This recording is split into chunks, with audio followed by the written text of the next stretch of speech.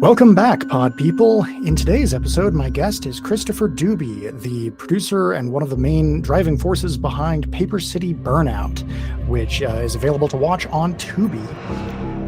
Paper City Burnout, as I was watching it, especially right from the get-go at the beginning with that voiceover, really made me think this is a modern noir film. And something that I see a lot when people make modern film noirs is that they really sort of ape the aesthetics of old film noir films without really getting at the soul underlying them. But Paper City Burnout is almost the exact opposite of that, where it really felt like the story, the characters, and the sort of general arc of everything was very noir, tragic, but the aesthetics of it were very modern. It was in color, it was, filmed on a digital camera, I'm guessing, and didn't make any attempt to look like it was set in the 20s or anything like that. So I'm curious, were you deliberately going for a noir vibe like that? Well, we definitely wanted to do a crime drama. We definitely wanted to tell a story with colorful characters and sort of the culmination together of the heist gone wrong. Initially, and this thing had its genesis years before it actually came to fruition. It started off as almost a fan film. We were going to tell the story of Joker's origin from Batman. Which, I mean, only an idiot would do that. There's no way that would ever be commercially successful in any way. So Rick Piven, who was the co-writer, and I just sort of started kicking around this idea of how it would be if we had a short of a guy who was just a sardonic wise guy and just badmouthed everyone and was always trying to be funny, but always came off as mean-spirited.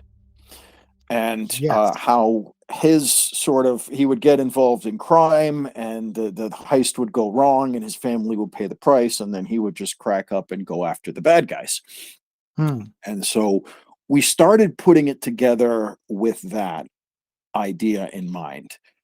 And then after much more discussion and seeing a lot of fan films, we decided that we didn't want to steal anybody else's idea. We wanted to make our own characters and not sort of get stuck into the notion of we can never do anything with this except release it on YouTube because all of these ideas are someone else's. Yeah, that's it's always interesting seeing something that starts out as fan fiction become its own thing. Like how probably the most prominent example of that happening is how, well, actually, I can think of two really prominent examples. 50 Shades of Grey started out as Twilight fan fiction, and Alan Moore's comic Watchmen was originally going to be written with the Charlton Comics characters, but then was rewritten to use original characters. So yeah, I think that was probably ultimately a good decision to change it up and make them all be original characters. It makes the movie stand alone on its own better, and makes it so that I came in with more of an open mind and fewer preconceptions than if somebody had told me like this character is the Joker. So cool. I like that. Yeah, it was interesting that you mentioned how the main character is really mean-spirited, because yeah, I totally agree. The main character is an asshole.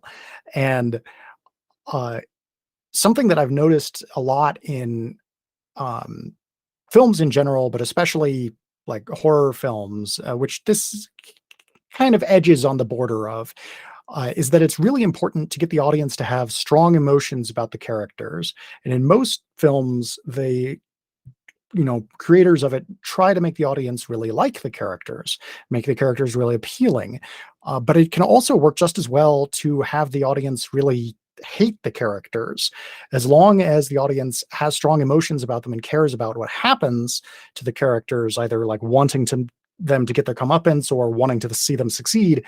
They're going to be invested in the outcome of the story. And so I'm curious, it really seemed like I was supposed to hate the main character, and did, honestly. He was constantly lying about what he was doing to his wife. He was uh, mean to everyone. He betrayed the owner of the mechanics shop who kept giving him like second and third chances.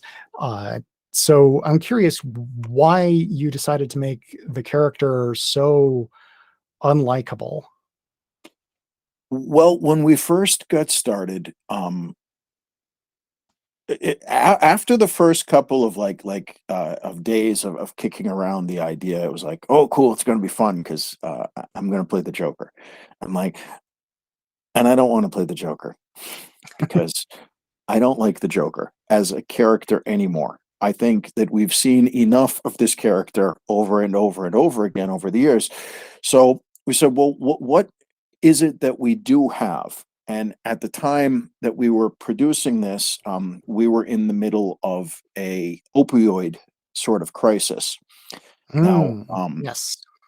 I worked in the ambulance industry for 20 years, recently retired, Oh, so happy oh, about wow. that. And for the Good on first you 10 for doing years, that, and congratulations on retiring. yeah, well, you make it, I guess. Um, so in Berlin, New Hampshire, I was in the industry, and I spent my first 10 years there, and we had maybe 3 overdoses in the first 10 years. And Okay. for the second 10 years, it was more like, 3 a week. Oh my goodness. Using, yeah. Um, and I'm not really in the industry anymore, but I have a ton of respect for the first responders and the people who do it.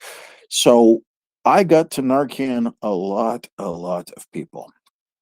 And I got to reverse overdoses. Sometimes we were there in time, sometimes we weren't. And what I noticed a lot of times was the anger that I would feel. Mm. Oh, Um, oh, oh, yeah. That really came across in the scene where the main character overdoses and then gets revived by the two ambulance the two EMTs.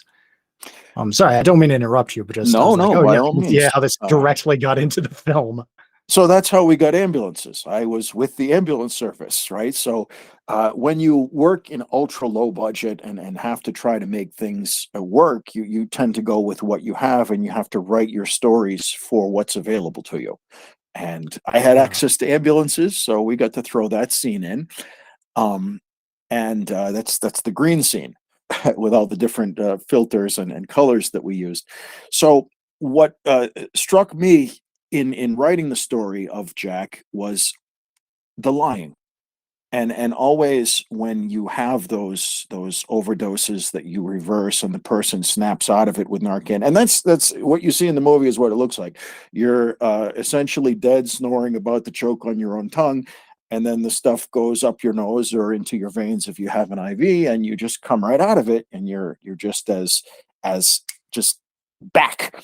So the first thing that most of the folks that I've seen reversed overdose do is lie. They weren't using drugs. So I don't use drugs, with it all caked over their face. That's real. That's what it looks like. Um, and the other thing is the pathology of what it takes intellectually to put yourself in that place. Uh, Narcan, the drug that reverses opioids, right? It's Yeah. like it shellacks the brain. It's like it shrink wraps your brain.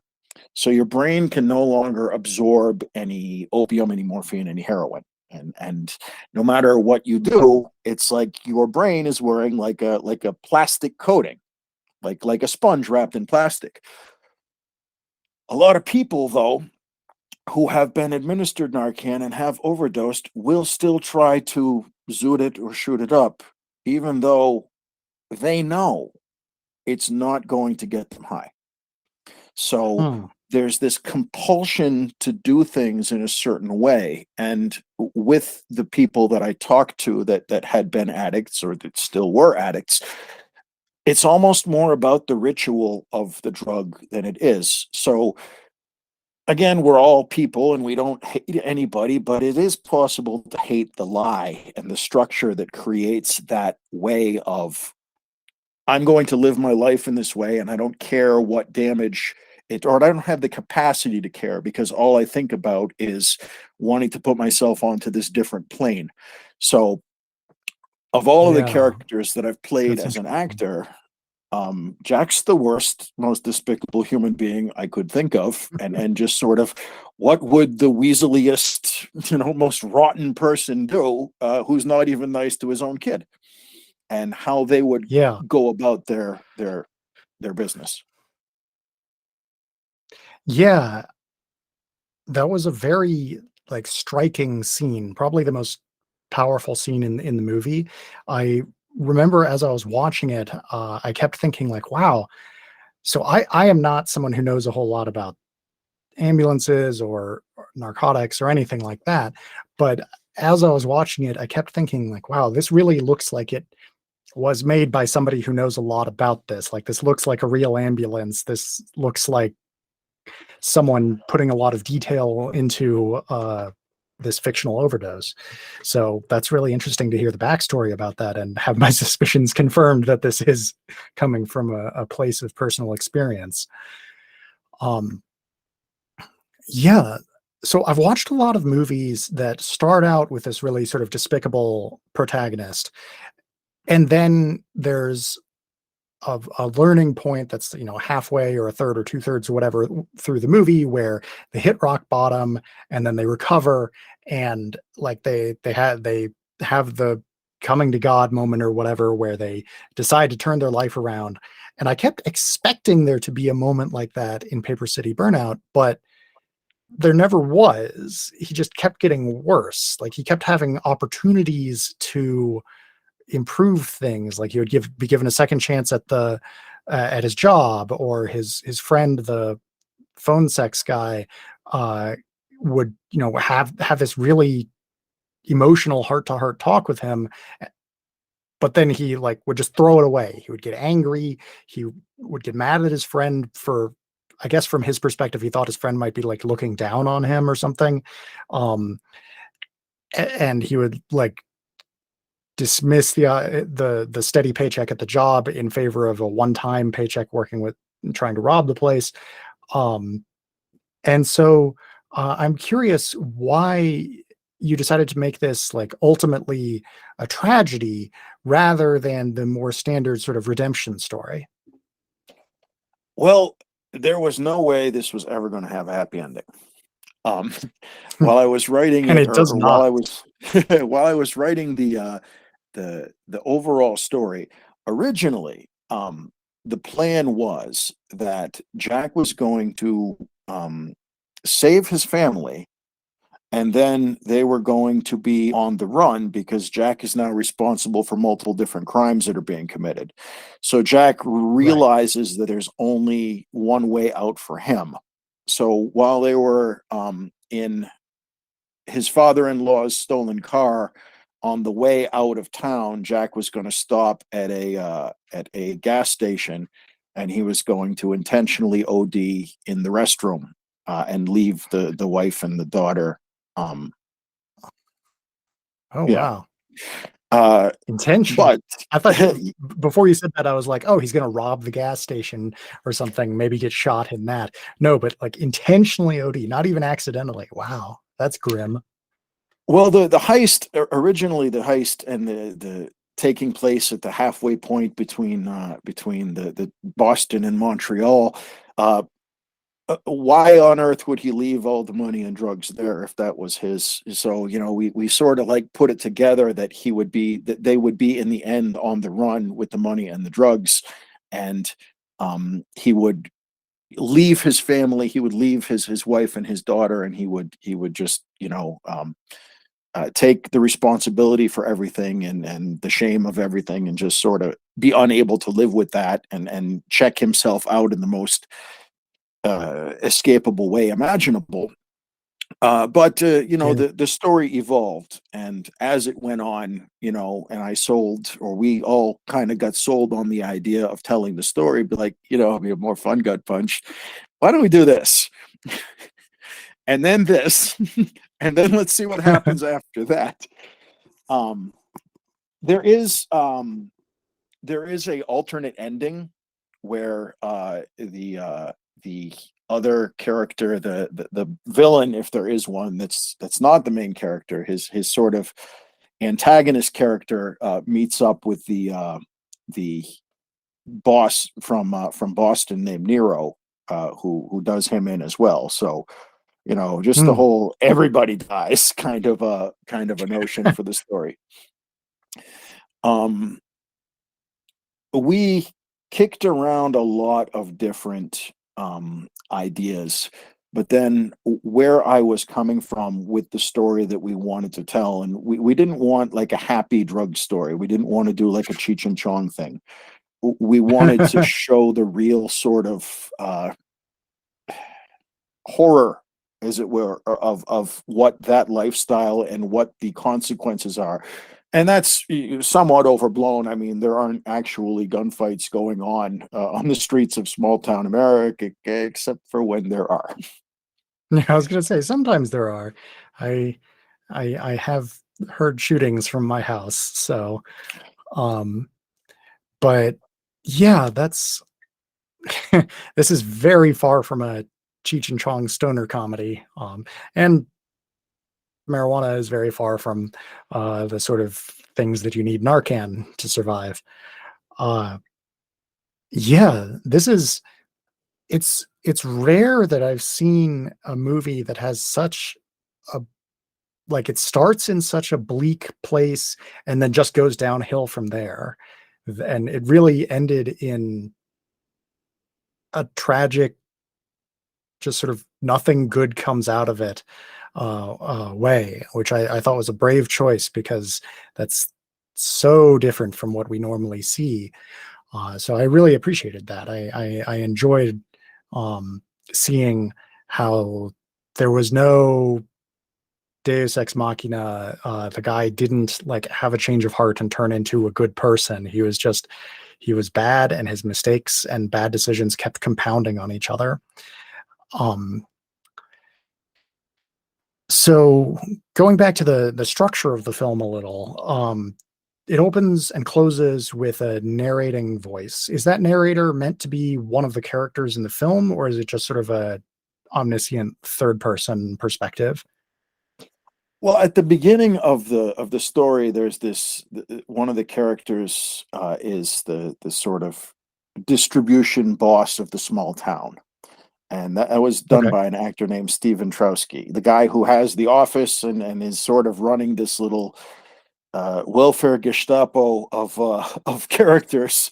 Yeah. And so he opens the story and he also closes the story because I wanted the narrator Oh, can't die, right? So the narrator is the right. person telling the story, but then it's like, well, we're telling the story however we want, so we can also do whatever we want.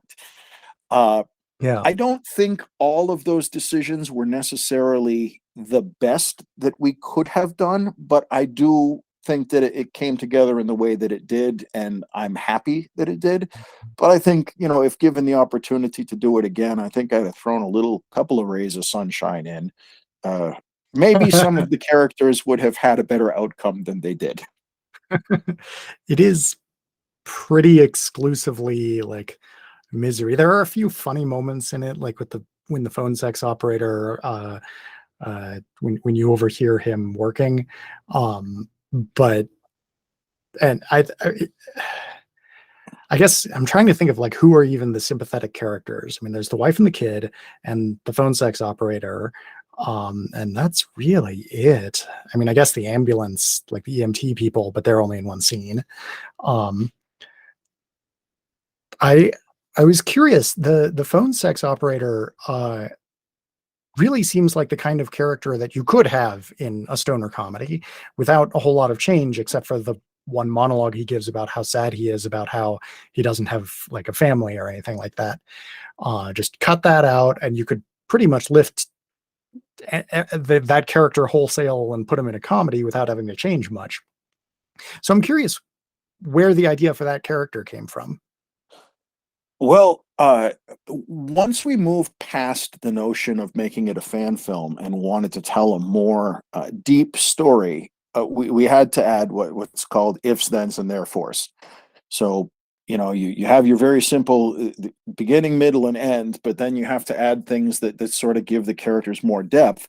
And I had been sort of vagabonding around New England for 10 years, helping various other indie filmmakers make their own stuff. So I thought, well, we're going to announce that we're going to make a feature film, and we will have a whole bunch of interest, and some of the actors that I've worked with will come in, and who can we get to play these different characters? And I wrote Elvin for myself. So I thought, I'm goofy enough looking, and I have a background in comedy. I could be Elvin. And then Shane Reish, the guy who we sort of came in, was like, let me take a crack. And he did. And all of a sudden, Shane is verbally abusing people on the phone. People named Steve and Bob, who were both my coworkers. So I threw their names in as the people on the other end of the phone. And Shane just absolutely killed it. I mean, for my money, he did the best. He had the best performance in the film. Just showing you this very colorful, very illustrated character named Alvin, who makes his living this way, but also the genesis of it is sort of like about the friendship between men, and how the modern male interacts with their contemporaries, like a Butch and Sundance kind of a thing. And Okay. that the friendship and general compassion and love that these guys feel for each other is offset by their activities and the way that they verbally just tear into one another, but in that sort of good-natured ribbing, but still kind of hurts, and you wish you didn't say those things kind of a way. Yeah. It was interesting seeing, and like you said, the guy who portrayed Alvin did a good job. He had probably the most range in what was needed from him in terms of the different performances, because he had both, like, comedic, just sort of hanging out with his friend, and the over the top phone sex, and the uh, tearful monologue trying to save his friend from his own self destruction. So yeah, he did a really good job with that. Um, I think the thing that stuck with me the most in the movie was at the very end when the narrator says, like, I forget the exact phrasing, but it was something like, um, "These events didn't really happen, but if they did happen in the town that you live in, would you have even noticed?" And I was just thinking, like, man, I probably would not. All of these, terrible things, these people's lives being ruined in these various ways, yeah, would have been completely invisible to me just because I'm not one of the people involved. Um, and that really got me thinking about the people around me in my neighborhood and the opioid crisis across America in general. As yeah, it's all going on. It's affecting so many people, but it's also so invisible to the people that it's not affecting. And I wonder, it made me wonder what all is going around me that might be just as tragic as this, but I'm not noticing it. So I thought that was a really good thing to go out on, make the audience think about as they uh, leave the theater, as it were. Well, we shot a lot that didn't make the film. And one of I hear the that's pretty normal. yeah, it certainly is. One of the scenes that we shot took place in a diner, after like an epilogue. And it was a bunch of people sitting in this small town diner with the newspaper had just come out, and it had said that the garage owner had just skipped town, owing a bunch of people money. The fellow that owned the garage and was Jack's employer, he was missing, Right. and everyone was missing, because ultimately, when the criminal enterprise finds out what has happened here, they clean it up and they make everything disappear as though nothing has happened. So these people just sort of up and left town, and no one knew what happened to them, and had put the pieces together. Although I believe there were probably several missing people at that point, but they weren't the type of people that it goes noticed when they're missing. They were the type of Yeah, people that you sort of overlook. yeah. That thought of like people going missing and other people around them either not noticing or not caring. It reminded me of Stephen King's It in the town of Derry, where these people in that story, there's a supernatural explanation for what's going on, but it's really seems like a metaphor for the kind of thing that you did a literal representation of, where yeah, people just either being unaware or turning a deliberate blind eye to what's going on around them. Um, this this movie gets really close to being a morality play, but then the fact that the innocent wife and kid get killed really turns it into just a straight up tragedy. And so I was curious, like, given that this is commenting on these serious issues that are, real problems that people really face, to what extent was it intended as um, like to teach a lesson, and to what extent was it intended to just tell a story? Well, first and foremost, my favorite genre is crime drama. And so when Okay. I got to make my movie, the movie that we all decided was like, wait, we really should do a crime drama because they have the coolest, snappiest dialogue, and we had access to the various locations that we had. So we said we sort of have to tell a contemporary.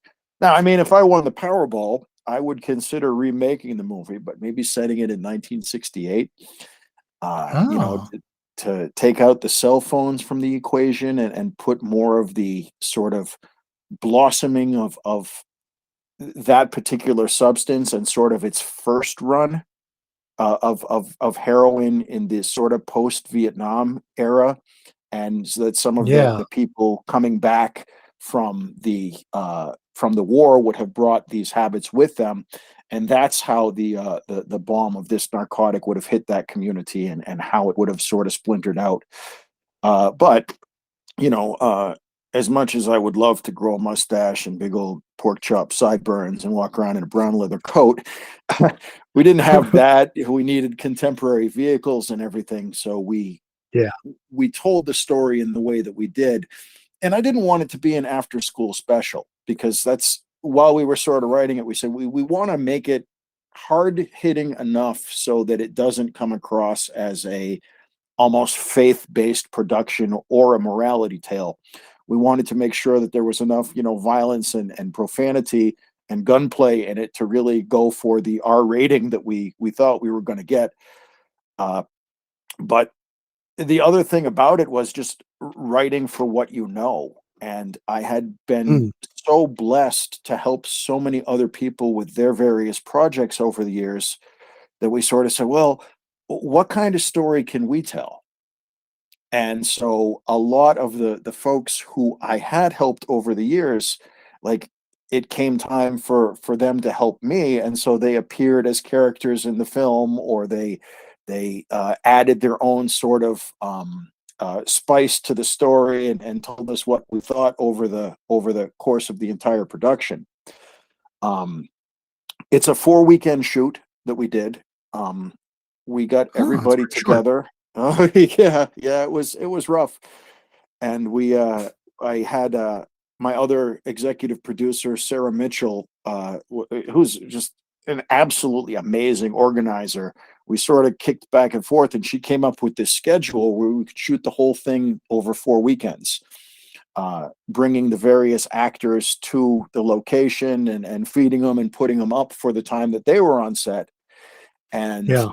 that's where we did like an Indiegogo to start and raise the funds. So what we were able to raise went towards feeding our crew and putting the people up in hotels that we had to put up, and they were real troopers.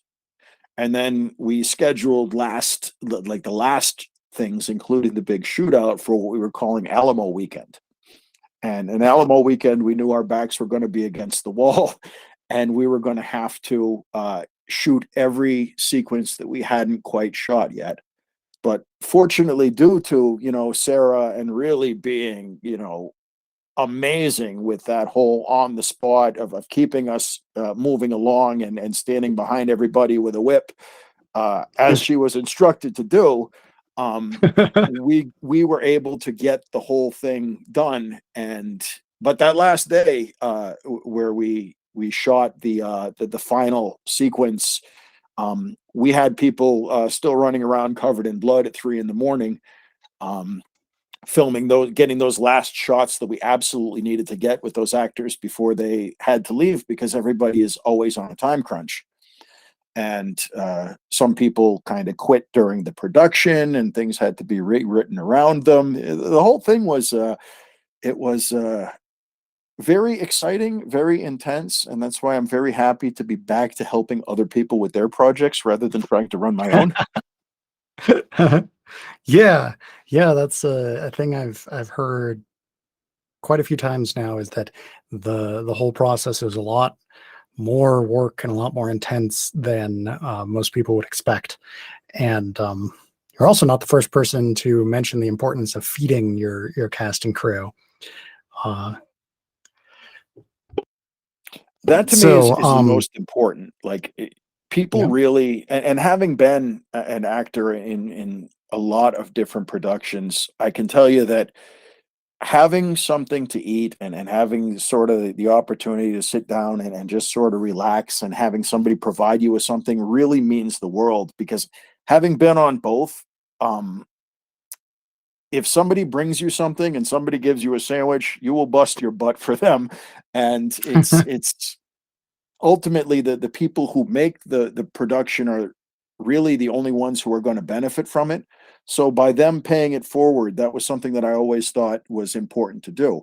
And also, which was awesome, probably one of the smartest things we did, was when we did our Indiegogo, and when we were raising funds for the film, I went around to a lot of the different restaurants in our community and I said, look, whatever you give us, I will pay threefold back to you in orders for, the production and all of the folks that we have to feed.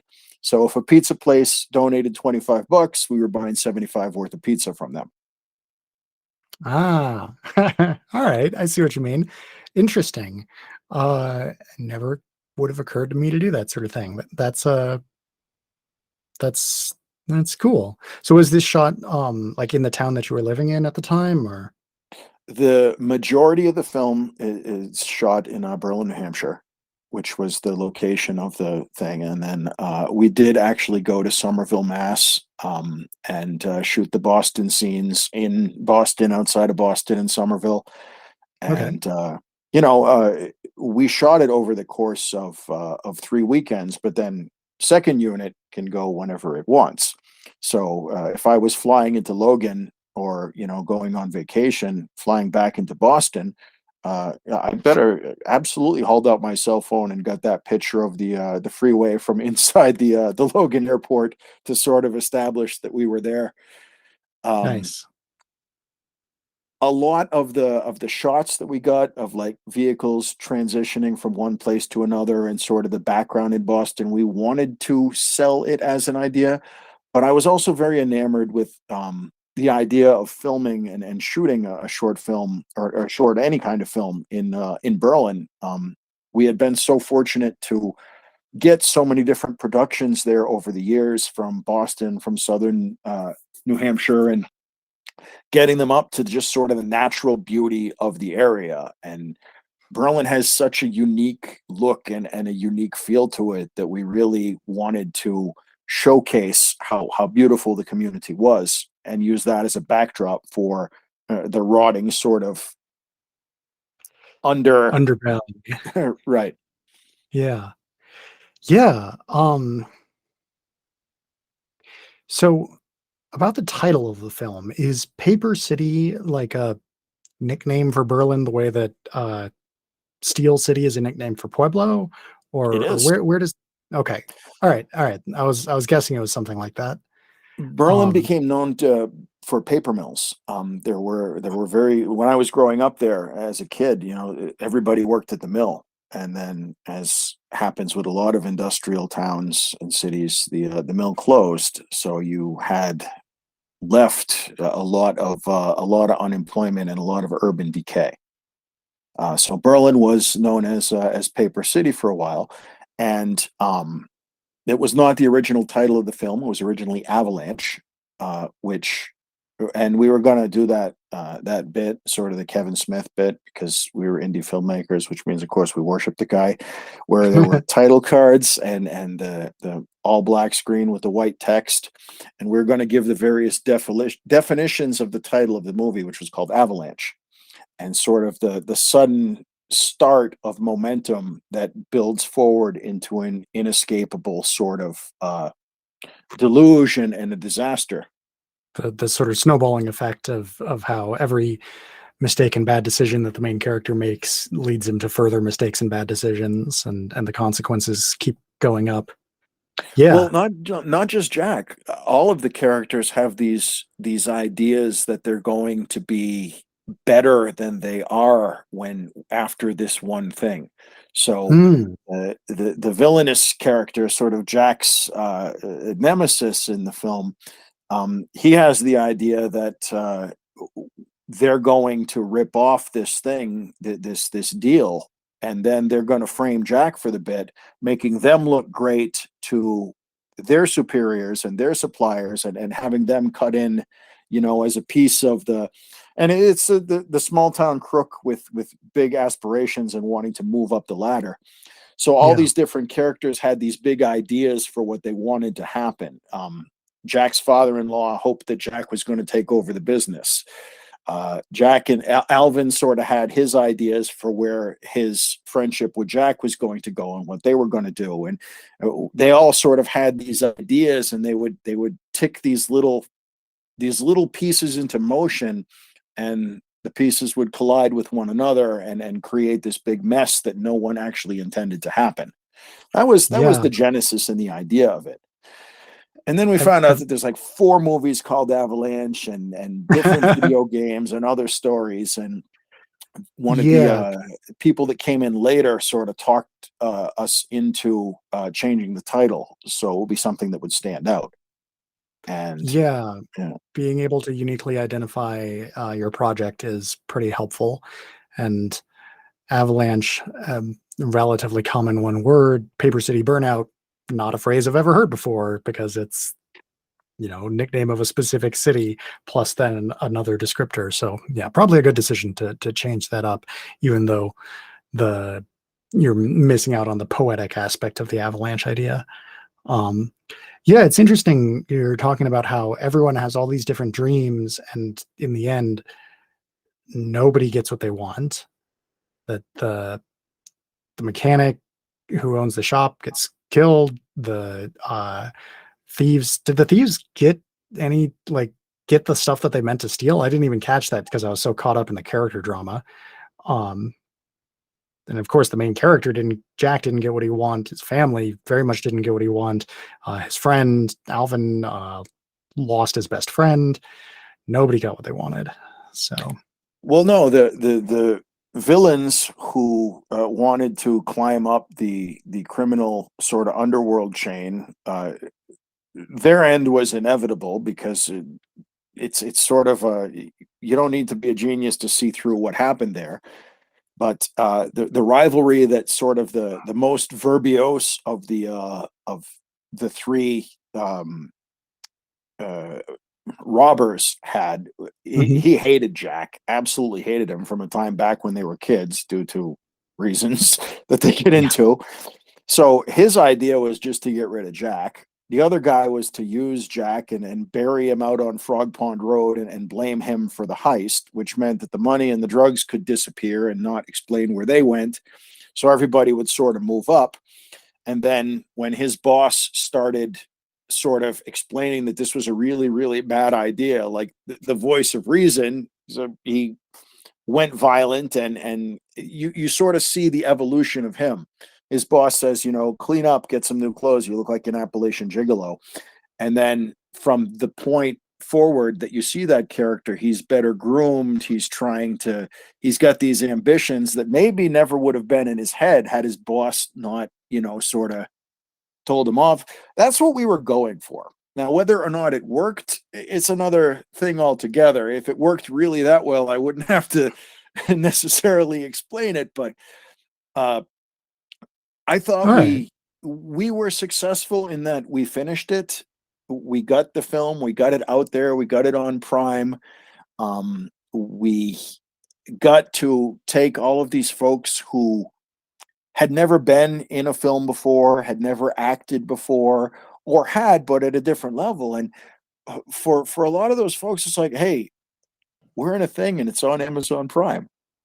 Now, bigger deals Yeah. than I and they and we, to them, that's not a big deal. But for us, man, that was living the dream.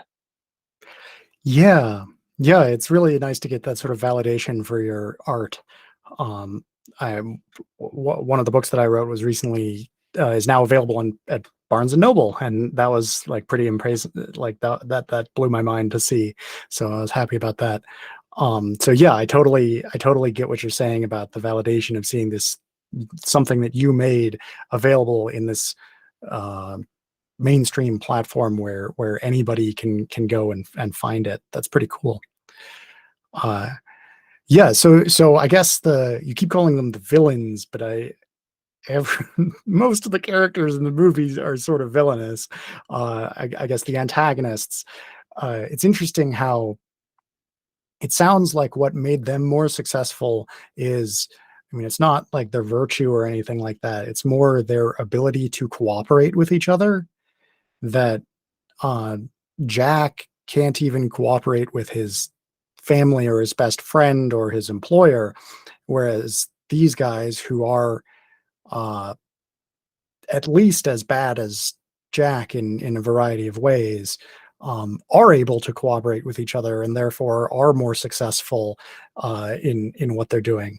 That's an interesting. Excuse me, that's an interesting thing to think about. How you're not necessarily rewarded for being a good person in life. You're rewarded for being able to work with other people and actually get stuff done. We liked and I've always been like a big fan of the Coen brothers and of course Quentin Mm. Tarantino with the various like villains that are always, they're not exactly all there. And it's sort of an Elmore Leonard trope that Who like the is these second. days? You're right. The second in command villain is sort of not a big deal at the beginning of the story, but they become progressively more dangerous as the story goes on, like Lewis and Yeah. Jackie Brown, or sort of the bad guys in the stories that he writes. And we sort of had this idea that all of these criminals, like even the ones that are higher up the food chain, they're imbeciles. They're all idiots, and very few of them can see beyond like what's right in front of their face. They don't Hmm. consider the ramifications of what they're doing or the repercussions, and that's sort of tied into the mentality and the lifestyle, not just of the main character, but I think any character in that film taking, like, stopping and stepping back, the sort of the moral compass of the thing is Alvin. He's like, Yeah. you're standing on the train tracks. And we establish in his opening scene that Alvin is not to be taken seriously. I mean, he's Yeah. screaming into the telephone. Yeah. Yeah. That's interesting. That I agree. He seems like the most morally centered person in the film, with the possible exception of the wife. But uh, since Jack just completely ignores his wife, she doesn't have much impact on him, it seems. Whereas Alvin and has that, like, they have that big, Alvin trying to help him out, but Jack rejecting it scene. Uh, so Alvin does seem more significant in that regard. Well, when we talk Asia, who played the character that I got to be the terrible terrible husband of, when I first started talking to Asia about it, we went over a lot of who her character was, and her thing was she refuses to see. If she looks hard, she'll have to accept Mm, some unfortunate truths. But she doesn't Yeah. want to see like the chinks in Jack's armor. If his story is even slightly believable, she's like, okay, I prefer this. I prefer accepting this lie to what the truth means for me. Yeah. I don't know. She seemed like that. She seemed like she was trying to be like that. Like she wanted to believe it, but then a lot of the time she did just, like see the truth of what was going on. And he was getting drunk and not going to work. Uh Things like that. So it seemed to me less like she was actually self-deluding and more like she wished she could delude herself into having a happier life. But she kept noticing the truth about what was going on, and like she would get angry at him about it, which is entirely justified because he was completely blowing off all his responsibilities and then lying about it, and that's not cool, man. Probably my favorite shot of the movie is where she's going to confront him with what she knows to be true. And we see her reflection in a photograph of them on the wall of like previous happier times, and just sort of the Oh way yeah. that she was able to tell on her face sort of the decay of what she knew to be true. And she really did so much. She did so much more when she wasn't speaking, and I don't mean that as a knock in any way, but just the way that she would look at him, and he would kiss her goodbye and then scowl as he was moving off, and you just sort of saw the color fall out of her face because she knew he was lying to her. Like the whole Yeah. time she knows, I do not believe this guy, but I want it to be true more than I know that it is. And not just her, but everybody that's sort of stuck in that lifestyle has the danger of falling into that trap. Yeah.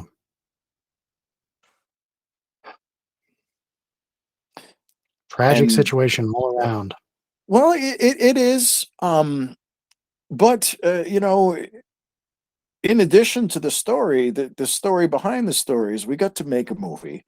We got to buy these really awesome blood pumps and no budget special effects, and we got to have a gunfight, and we got to have a chase scene, and we got to do a scene where a guy falls in front of a car and the car comes like an inch away from his nose, and all these cute little tricks that I learned how to do over the years, and that the other people that were involved in the thing, the stunt people that I'd work with and various other, and unfortunately I can't really name too many names because there are dozens and dozens of people, and I will forget one and then get the mean call, you never mentioned. But like all this really cool stuff that we knew how to do from helping these folks make their films, and for being involved in the process from over the years, that we got to do it all. We sort of had a, Yeah. a bucket list of, we're going to make this movie. It has to have this. It has to have this. It has to have this. I am going to fire a fully automatic weapon inside of this warehouse because we have it, and we have these blank firing guns, and darn it, we're going to do it. And we used way more blood than we needed, and those pumps were way more charged. So in the footage, it's like something out of the Evil Dead. And the cleanup was hellacious at 3 o'clock in Oh the boy. morning, scrubbing blood off the ceilings because we got a little carried away with it. But what a time, Yeah, I you don't know, envy you that. when you really do it and it still feels like you're playing, and even in the most like difficult times in making of the film, you're pretending to be something you're not. You're playing dress up, and to make a movie. And even if uh, well, regardless of the outcome, when the movie gets finished and everybody gets to say, "Hey, that's ours," we did that. Th- That's something that not a lot of people get. You know, Yeah. 99% of filmmakers never finish their film. Huh. Like all these projects that get started that never make it off the cocktail napkin, the people that have the idea worked out in their head and don't put it down to paper. Like so many of these things don't actually get to happen, but when you do make something and you get to say, for good or for bad, warts and all, we were here, we did this, here's proof of it. And that's a Yeah. feeling that I don't know if you can top creatively. uh, Yeah. Um, so that brings me to my final question, which is, so you've had a lot of experience working on independent films for a while now. Where do you see the future of independent films going? I think we are getting smaller insofar as the stories that we tell. I think that Hmm. overall, it's the Wild West, not so much as it used to be, but the idea that anyone can take their iPhone and go out and shoot some stuff.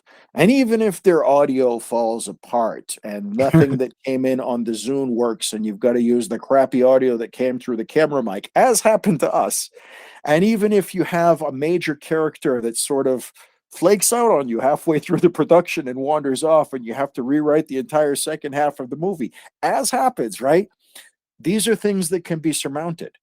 Like you don't have a a goal when you get together with a group of people and you say, we're going to make a movie, right? That movie's going to change. The things that you love the most when you start off making the film, you're going to have to kill by the time you're done at the end of it. You're Yeah. not going to get, with a budget of like $4,000, which was what we spent on Paper City, you're not going to get anything exactly resembling what you thought you were going to get. Yeah. But so many people can do it. So all you really need are a group of teenagers with cell phones. Where are we ever going to find them? And a few tech people that are willing to do their part and sit down and tell their story. And even if it doesn't turn out exactly the way you want it to, like at the end of that day, at the end of the time that you're a filmmaker, and nobody can ever take that away from you. Like, Yeah. That's a really nice perspective. so my thing was, going into it, if we finish the movie and we actually get it anywhere, we win. Because you can put anything on YouTube. Yeah. And we did. But in insofar as the process, once we did that Indiegogo and once I took people's money, I'm like, hell or high water, we're going to have a movie at the end of this. And even though it has its various shortcomings, I still feel like we won. Like we accomplished what we set out to do. So many projects get sort of left along the way and get unfinished on somebody's hard drive somewhere with hours and hours of footage that they never can put together. We get to Yeah. sort of Frankenstein together a story of all of the stuff that we shot and do various reshoots and add things that need to be had. I think we're going to see more of these. I don't necessarily recommend that people do it the way that we did, because we spilled a lot more beer along the way than we had to. Um, Obviously, like if you can go and finish the project and get it done without those shortcomings, but you also learn a lot more from failure than you do from success, and we learned a lot. Yeah. Yeah. That's certainly something I've experienced in my life. Like, I run Kickstarter projects every now and then, and the only one of them that's ever failed to reach its goal, when I then reworked it and relaunched it, it became my most successful one I've ever had. So I completely hear you on the you learn more from your failures than from your successes. So uh, thank you so much for talking with me. Where should people go if they want to see your work? Well, I live in Pueblo now. I don't live in New Hampshire anymore, so I am available as a active free agent and other assorted creative type to make all kinds of interesting stuff in this area. Insofar as my actual work, I have an IMDb page under my name, Chris Dubey. Um, anybody interested in casting, collaborating, whatever, can find me pretty easy on Facebook. I look weird, so if you call up the thing and like, hey, that looks like a kind of guy that would do this kind of stuff, it's probably going to be me. So and now with regards to the stuff I've done, I have a YouTube channel with some of my earlier short films. Have been doing a lot here with the folks that work with the Kick-Ass Film Festival. Have a couple of scripts that I'd like to see develop around here. And I'm just sort of hoping to do more of the same types of offbeat and interesting stories, but now in Pueblo. Yeah. I'm of course also in Pueblo. I'm looking forward to getting involved in I'm not Kick-Ass Film Fest is the 72-hour one, so I'm not sure if I'm ready for that. But I am curious. I'm looking into making something for the Pueblo Film Festival, which I will probably be releasing this episode shortly before in 2023. So yeah, looking forward to all of that. You should do both. If you want to do creative stuff, go out, because and anyone who's making stuff, find them and get involved in their projects and help out. Even if you just hold a boom pole or whatever, just be on a set and feel the amazing energy there and participate in that creative project process.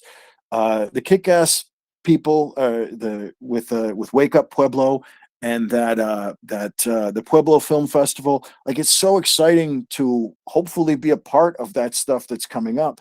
And you're not going to be in the same category as everybody else, because I don't think anybody thinks that they are. Go out and do it, because even though you may not win, you may not place, you may not get anything it doesn't, like, nobody cares. Just being in that theater and seeing all those different people and all those different creative hearts and minds that put that stuff together, there's no better feeling than seeing somebody on the big screen and looking over and seeing somebody with tears in their eyes, because that's their dream come true. That is pretty cool. You may not make a career out of it, but being around those weirdos, man, it's like being at home.